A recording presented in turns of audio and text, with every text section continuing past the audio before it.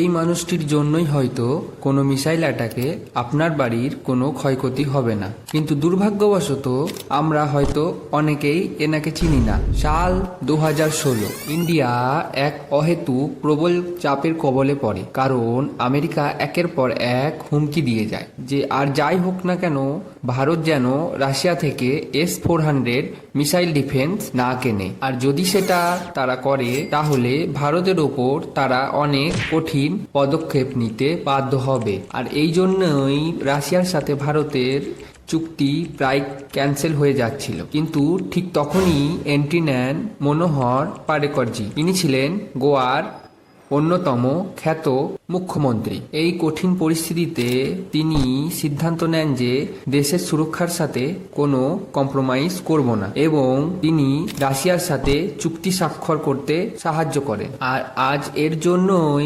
S-400 ভারতের বিভিন্ন রাজ্যে পাকিস্তানের আক্রমণাত্মক ফতেয়া মিসাইল ও ড্রোনকে ভূপৃষ্ঠে আছড়ে পড়ার আগেই ধ্বংস করে দেয়, আর অনেক বড় মাপের ক্ষয়ক্ষতি থেকে আমাদের রক্ষা করে। তাই আগামীতেও